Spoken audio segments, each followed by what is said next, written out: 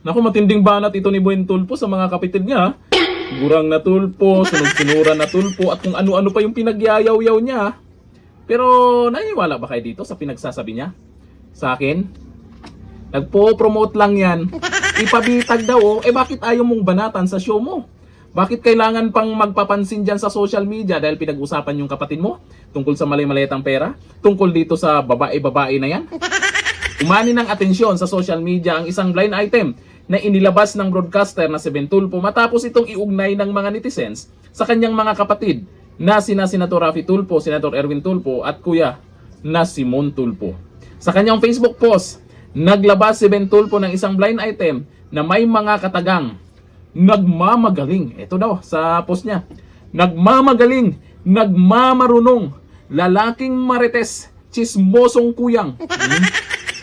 In denial syndrome, tumatandang paurong. Mga matalik niya na kaibigan noon, kontra mortal niya na ngayon. Lahat ng kanyang dinidikitan, giba, para siyang anay. Kilala niyo siya? Kalakip ng post ang tanong, meron ba kayong ganito sa pamilya niyo? Ngunit lalo pang umuugong ang usapan matapos ang isang komento sa ilalim ng post. May isang netizens na nagtanong, kuya mo ba sila? At diretsahang sumagot si Ben Tulpo, you got it. Tama. Ito nga yung mga binabanatan niya, yung mga kapatid niya. Yan ang sabi niya. Yung gurang na tulpo, yung dalawang sunod-sunuran, at kung ano pa yung pagsasabi niya, ipabitag nyo. Sabi. Talaga.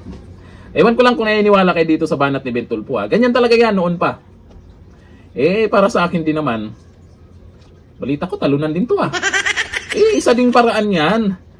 Para naman ma-promote yung bitag, di ba? Para naman pag-uusapan ngayon sa social media, di ba? Dahil sa naturang sagot, maraming netizens ang nagpalagay na ng tinutukoy na gurang na tulpo. Ngayon man, wala nang taasang binanggit na pangalan si Ben Tulpo sa mismong blind item post. Di ba? Ang palitan ng mga pahayag ay lumabas sa gitna ng mga kontrobersyang kinasangkutan ng magkapatid na Tulpo. Partikular sa Senator Erwin Tulpo na nasa sentro ng usapin kaugnay ng sigalot sa Senado at sa Blue Ribbon Committee. Kapansin-pansin din na ang mga salitang ginamit ni Ben Tulpo laban sa mga taong tinutukin niya sa blind item ay kabilang sa pinakamatinding pampublikong puna na kanyang inilabas laban sa sarili niyang mga kapatid. Sa ngayon, wala pang opisyal na tugon o reaksyon sina Mon Tulpo, Senador Raffy Tulpo, Erwin Tulpo sa kaugnay sa viral post at komento ni Ben Tulpo.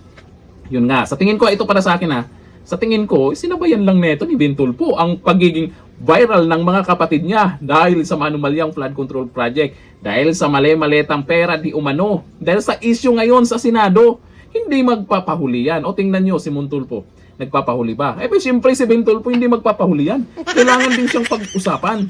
Pero kung talagang seryoso siya dyan sa pa-blind item niya at meron siyang nakikita na mali sa mga kapatid niya, banatan niya sa show niya. Hindi yung manawagan pang ipabitag nyo. Diba? Nakikita nyo na talaga yung kulay ng mga tulpo ngayon no? Merong nagtapang-tapangan na hindi naman kayang gawin. Si Erwin Tulpo, ano yung mga banta niya? Si Raffy Tulpo yung followers niya patuloy na bumababa. Dating 23 million followers, bumaba sa 22 million. At patuloy pa rin bumababa yan. Hanggang ngayon, marami pa rin nananawagan na mag-unfollow na kayo dyan. Ibig sabihin lang yan, may mga nagising na. May mga umaayaw na sa mga tulpo. Imbis na tumaas yung followers niya, pababa ng pababa. Ikaw, naka-unfollow ka na pa. Hanggang dito lang. Thank you. Bye-bye.